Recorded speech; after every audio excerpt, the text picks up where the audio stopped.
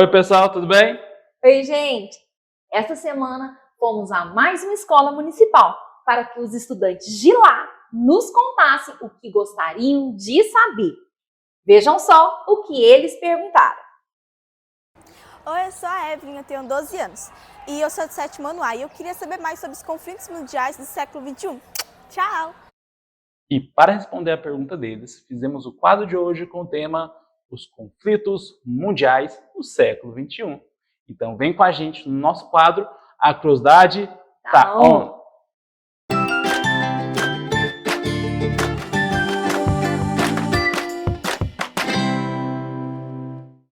No século XXI, os conflitos mundiais assumiram novas formas e desafios, refletindo mudanças na geopolítica, na tecnologia e nas dinâmicas sociais. Os conflitos étnicos e religiosos continuam a inflamar tensões em várias partes do mundo. Da guerra civil na Síria, as disputas entre Israel e Palestina, as diferenças culturais e religiosas são frequentemente exploradas por atores políticos e grupos extremistas para ganhos de poder e controle territorial. A intolerância étnica e religiosa muitas vezes leva a violação generalizadas dos direitos humanos, deslocamentos em massa de populações vulneráveis. Outra questão, Gabriel, é a competição pelo controle de recursos naturais, como petróleo, gás e água. Tem sido uma fonte de conflitos em várias regiões do mundo. Exatamente, Gabi. Conflitos de interesse estratégico e competição econômica entre essas potências estabelecidas, como os Estados Unidos e a União Europeia, muitas vezes resultam em tensões diplomáticas e confrontos armados, como ocorre entre Rússia e a Ucrânia. E para entender um pouco mais sobre o conflito entre Ucrânia e Rússia, assistiremos juntos a um vídeo do canal do YouTube Geo Ilustrada, com o professor Paulo. O assunto do momento hoje é o conflito Rússia versus Ucrânia. Porém, nem todas as pessoas conseguem entender com exatidão o que está acontecendo por lá. E isso é natural, pois trata-se de um assunto extremamente complexo e de muitas nuances. Neste vídeo, eu trago um panorama geral deste conflito, desde os seus primórdios até os dias atuais. Tudo isso de uma forma resumida e animada, o que ajuda na compreensão. Então bora lá comigo, porque eu garanto que depois deste vídeo você vai conseguir entender esse conflito. E aí pessoal, beleza? Meu nome é Paulo, professor de Geografia e você está aqui comigo na Geo Ilustrada. Então sem mais enrolações, bora lá pro vídeo. Bom, depois de estudar muito sobre este tema, eu percebi que para compreender este conflito é necessário que compreendamos 3 momentos históricos distintos na história desses dois países. O primeiro desses momentos são as raízes ancestrais em comum entre Rússia e Ucrânia. Bom, lá no século IX existia um grupo de nórdicos que se autodenominavam como Rus. Este grupo estabeleceu o controle sobre as comunidades eslavas orientais no que hoje é o noroeste da Rússia. Posteriormente, esse mesmo grupo foi o responsável por criar a cidade de Kiev, que hoje é a capital da Ucrânia. Historiadores chamam esse grande estado de Kievan Rus, gastando aqui o meu russo. E esse grande estado se estabeleceu nessa região do século IX ao século XIII. E é daí que parte o discurso de Putin de se reconectar, de que a Rússia e a Ucrânia são povos irmãos. De lá pra cá, muita coisa aconteceu na história desses dois países. Porém, não convém desdobrar esses acontecimentos aqui neste vídeo. Mas se você quiser saber mais sobre essa história, deixa aí nos comentários que eu posso fazer um vídeo exclusivamente falando disso. O segundo momento histórico crucial para entendermos este conflito é a Guerra Fria. Como vocês sabem, a Segunda Guerra Mundial termina no ano de 1945, com os nazistas derrotados. Ao término da guerra, emergem 2 grandes superpotências, os Estados Unidos e a União Soviética, que buscavam hegemonia política, ideológica e econômica, uma representando o capitalismo e a outra o socialismo. Nesse sentido, o mundo dividiu-se em 2 blocos. Um era os apoiadores dos Estados Unidos e o outro os apoiadores da União Soviética. Daí surge a bipolaridade. A este momento histórico deu-se o nome de Guerra Fria, que foi uma guerra muito mais travada no campo ideológico. Ao término da Segunda Guerra Mundial, a Europa encontrava-se muito enfraquecida. Neste contexto, no ano de 1947, o presidente dos Estados Unidos, Harry Truman, lança a doutrina que levaria o seu nome, a doutrina Truman, que baseava-se em medidas políticas e econômicas que visavam conter o avanço soviético dentro do território europeu. E em julho do mesmo ano, acontece outro episódio extremamente importante importante, que foi o Plano Marshall, que nada mais era do que o financiamento da reconstrução da Europa por parte dos Estados Unidos. Esse financiamento tinha dois objetivos centrais. O primeiro era reavivar economicamente a Europa e utilizar-se dela para conter o avanço soviético. É claro que no meio disso tudo, os Estados Unidos tinha interesses comerciais próprios, tanto que ele, Estados Unidos, enriqueceu muito neste período por conta desse financiamento. Bom, eu fiz toda essa contextualização histórica para finalmente chegarmos na data de 4 de abril de 1949, que foi a data da criação de uma organização que você tem ouvido falar muito nos dias de hoje, que é a OTAN. Bom, a OTAN, que significa Organização do Tratado do Atlântico Norte, é uma aliança militar criada pelos Estados Unidos que visava estabelecer a defesa coletiva de seus estados aliados, além de perpetuar sua hegemonia como superpotência e conter o avanço soviético. Os membros fundadores da OTAN neste período foram os Estados Unidos, Canadá, a Bélgica, Holanda, Luxemburgo, Reino Unido, França, Itália, Islândia, Dinamarca, Noruega e Portugal. Então essa foi a formação original da OTAN. Bom, como é de se imaginar, a União Soviética não assistiu a essa aliança passivamente, e a sua resposta para ela foi a criação da sua própria aliança militar, que foi o Pacto de Varsóvia, na data de 14 de maio de 1955. Os países que compunham essa aliança eram os seguintes: Hungria, Alemanha Oriental, Albânia, Bulgária, Tchecoslováquia, Polônia e a própria União das Repúblicas Socialistas Soviéticas. Bom, findada essa grande e necessária explanação sobre o contexto de criação da OTAN, podemos dar um salto histórico e chegarmos no ano de 1991, que foi o marco do fim da Guerra Fria. Este foi o ano em que a União Soviética se dissolve em 15 países, dentre eles a Rússia e a Ucrânia. E com a dissolução da União Soviética, acontece um episódio que é fundamental para entendermos os conflitos entre Rússia e Ucrânia nos dias de hoje, que foi a garantia dos Estados Unidos de que a OTAN não se expandiria mais para o leste, ou seja, não se aproximaria mais das fronteiras russas, o que não aconteceu, pois de lá para cá o que vimos foi a expansão cada vez maior da OTAN para o leste, em direção às fronteiras russas, como vocês podem perceber nestes mapas. E como era de se imaginar, essa aproximação deixou Vladimir Putin extremamente tanto é que ele fala muito disso nos dias de hoje. Eu separei um trechinho da entrevista dele para vocês darem uma olhada e verificarem tudo isso sob a perspectiva russa. É rapidinho, dá uma olhadinha aí. В этой связи мы ясно и четко дали понять, что дальнейшее движение НАТО на восток неприемлемо. Ну чего здесь непонятного? Мы что ли ставим ракеты рядом с границами Соединенных Штатов? Нет. Это же Соединенные Штаты своими ракетами пришли к нашему дому. На пороге нашего дома находятся уже. Ну разве это какое-то избыточное требование? Не ставить больше никаких ударных систем у нашего дома. Ну чего здесь необычного? Вот как американцы бы отнеслись, если мы взяли там на границе между Канады и США или на границе Мексики и США поставили бы наши ракеты. Bom, e é por isso que a inserção da Ucrânia à OTAN incomoda tanto os russos. Agora vamos lá para o último momento histórico que eu disse lá no comecinho do vídeo, que é o período pós-Guerra Fria e alguns dos conflitos atuais entre Ucrânia e Rússia. Mas antes disso, pessoal, já peço aquele like, esse vídeo deu muito trabalho mesmo.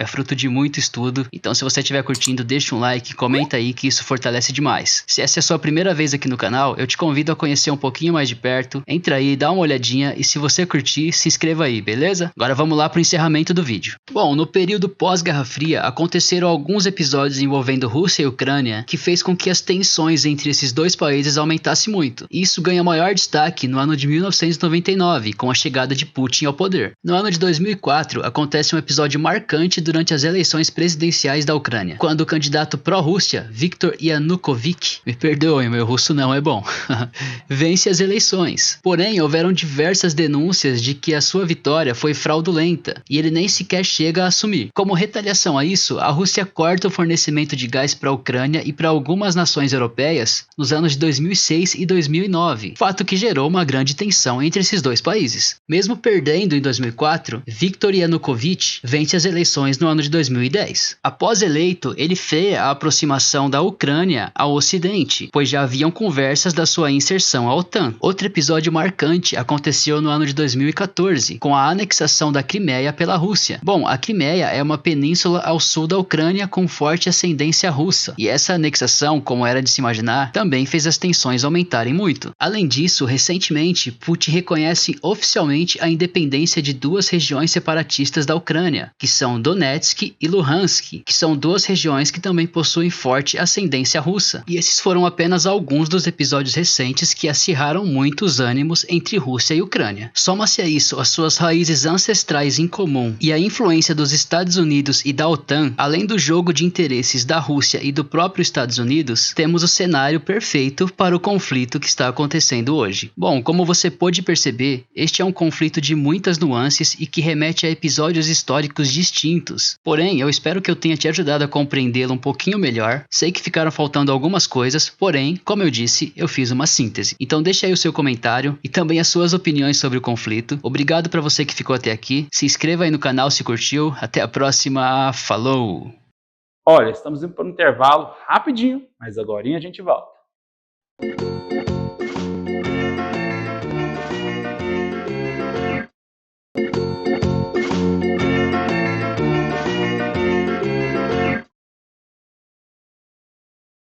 Estamos de volta e continuaremos com curiosidades de hoje sobre os conflitos globais.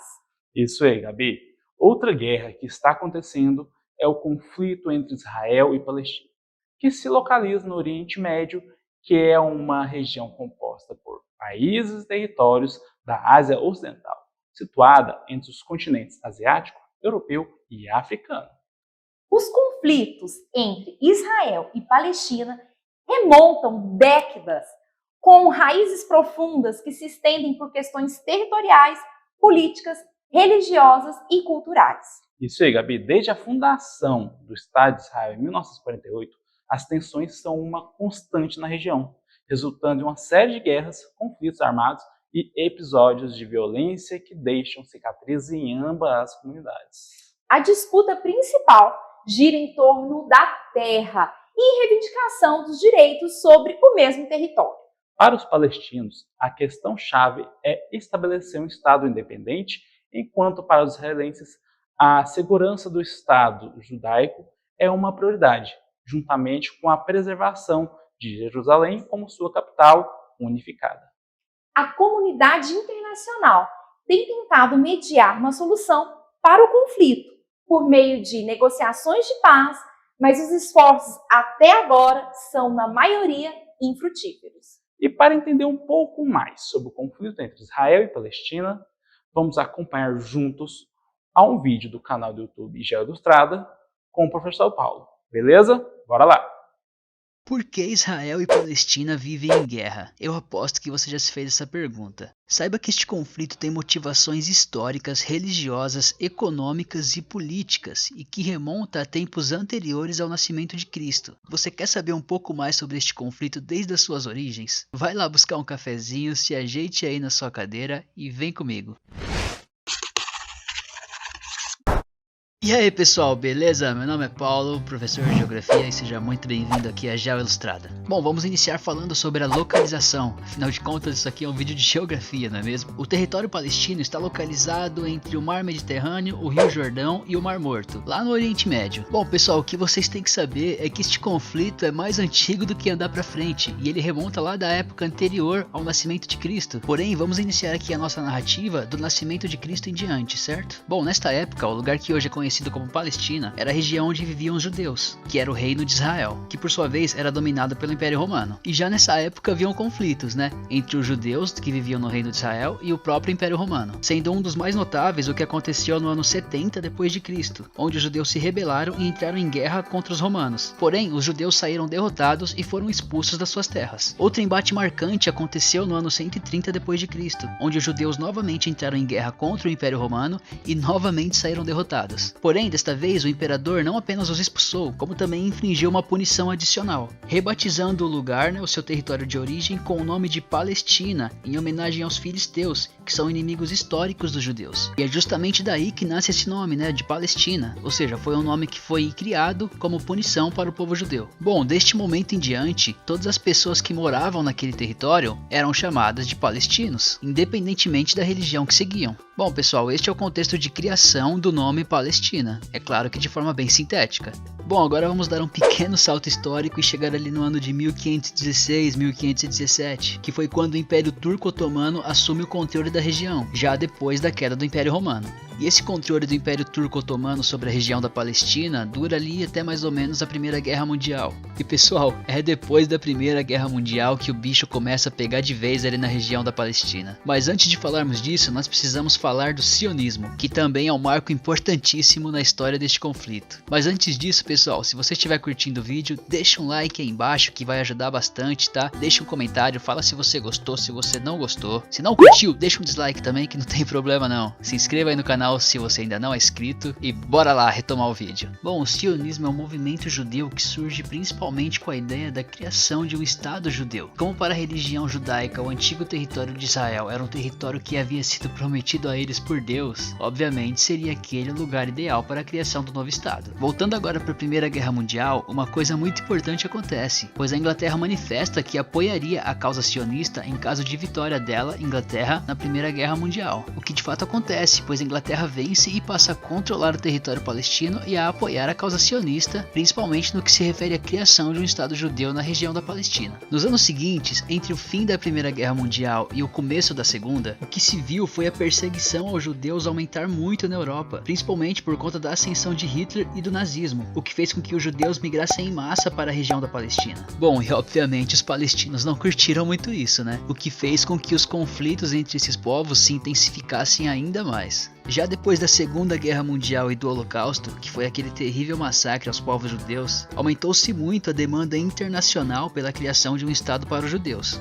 o que fez com que a ONU aprovasse, no ano de 1947, um plano de partilha do território palestino em 2 estados, um judeu ocupando 57% da área e o outro palestino árabe, que ficou com o restante das terras. E você pode imaginar como essa decisão deixou os palestinos felizes, né?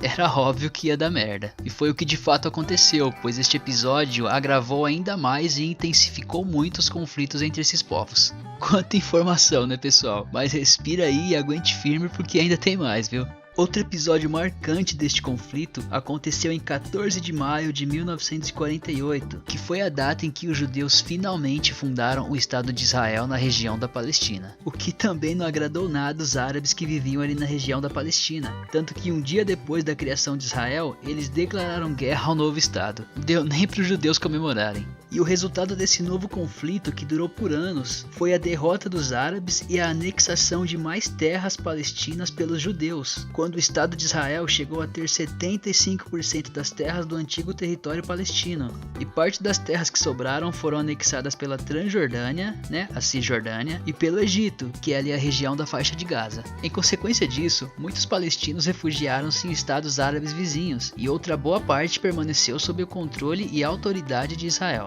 E de lá pra cá, entrando agora no desfecho desta longa e conturbada história, o que se tem visto é a cada vez maior perda de direitos, de liberdade e de terras do povo palestino. Enquanto isso, Israel se consolida como um estado forte e de grande poderio militar, principalmente por terem o apoio dos Estados Unidos. E até os dias atuais, muitos conflitos acontecem naquela região. Fala aí, é muito rotineiro a gente ligar a TV em algum jornal e ver que está acontecendo algum tipo de conflito ali. Tentativas de acordo de paz até acontecem, mas o impasse está longe de ter uma relação pacífica e um final feliz, infelizmente. Bom, esse tema é muito complexo, não é mesmo? Eu fiz esse resumão aqui, eu espero de verdade que vocês tenham curtido e tenham conseguido entender. Estou deixando aqui na descrição do vídeo algumas sugestões de artigo, né, para quem quiser saber um pouquinho mais sobre o tema. Se gostaram, não esqueçam de deixar um like aí, tá, que vai ajudar bastante. Deixe um comentário falando o que você gostou e o que você não gostou. Se inscreva aí no canal e até a próxima. Valeu, falou galera. Pessoal, quero agradecer ao professor Paulo, do canal do YouTube Já Ilustrada, pela colaboração e ajuda aqui com o nosso Conexão Escola. E peço que se inscrevam, curtam e assistam os vídeos dele. Belezinha? Valeu! Olha, Gabriel, o tema é um pouco tenso, mas foi muito interessante conhecer sobre esse assunto. E agora, vamos com o Você Sabia com o professor Ailton.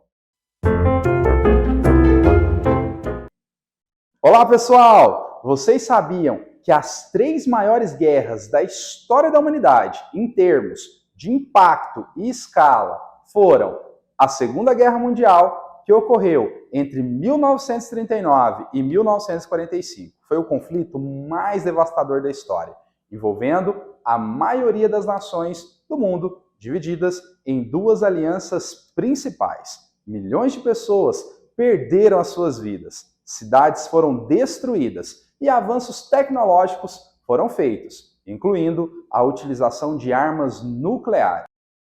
A Primeira Guerra Mundial, que ocorreu entre 1914 e 1918. Este conflito foi conhecido como a Grande Guerra, antes da Segunda Guerra Mundial começar. Foi uma guerra global, centrada na Europa, envolvendo muitas das grandes potências do mundo, incluindo as alianças da Tríplice Entente, formada principalmente por França, Reino Unido, Rússia e só mais tarde os Estados Unidos, e da Tríplice Aliança, formada principalmente por Alemanha, Áustria, Hungria e Itália. A guerra resultou em milhões de mortes e teve um impacto profundo na geopolítica mundial. E a Guerra Mongol, que ocorreu entre os séculos 13 e 14. A expansão do Império Mongol sob Genghis Khan e seus sucessores resultou em uma das maiores campanhas militares da história. Os mongóis conquistaram vastos territórios na Ásia, Europa Oriental e no Oriente Médio, causando a morte de milhões de pessoas e transformando radicalmente as sociedades e culturas das regiões conquistadas. Então, pessoal, essas guerras não apenas mudaram os mapas geopolíticos, mas também tiveram um impacto duradouro na sociedade, economia e cultura no mundo inteiro. Até mais, pessoal! Valeu, Ailton, pela colaboração, beleza? Foi da hora. E para ampliar as possibilidades de desenvolver as habilidades, vamos com a hora de atividade com a professora Andriele. Andriele, é com você. Olá, pessoal! Hoje faremos uma atividade a partir da análise de conflitos mundiais. Primeiramente, comece a atividade introduzindo o conceito e estudo de sistemas dinâmicos, como os conflitos mundiais. Agora, divida a turma em grupos e atribua a cada um conflito específico para analisarem. Os grupos devem investigar as seguintes questões. Identifique os principais atores envolvidos no conflito e suas interações. Analise as múltiplas camadas de causas deste conflito, incluindo questões históricas, políticas, econômicas, sociais e culturais. Explore os efeitos do conflito em diferentes escalas, desde o nível local até o global, e identifique as questões que perpetuam ou mitigam o conflito. Discuta possíveis abordagens para resolver ou reduzir, considerando sua complexidade. Cada grupo apresenta suas descobertas para a turma, destacando o que foi pedido. Após cada apresentação, promova uma discussão aberta, incentivando os alunos a fazerem conexões entre os diferentes conflitos e a refletirem sobre as complexidades comuns encontradas. Peça aos estudantes para refletirem individualmente sobre as apresentações e as discussões em grupo. Eles devem escrever uma reflexão pessoal sobre a temática e sua compreensão dos conflitos mundiais, suas percepções sobre as possíveis maneiras de abordá-los. Encerre a atividade reunindo a turma para uma breve discussão final. E espero que tenham gostado da nossa proposta de atividade. Até a próxima, pessoal! Muito obrigada, Andriele. E então, pessoal, estamos chegando ao fim. Mas espero que tenham gostado do nosso programa de hoje. Isso aí, Gabi. E não se esqueça de acessar o nosso portal Conexão Escola para ter acesso aos vídeos e às nossas propostas de atividade. O site está aqui na sua telinha, junto com o QR Code. Então, basta acessar o www.sme.goiania.gov.br/Conexão Escola. Tchau! Tchau, gente!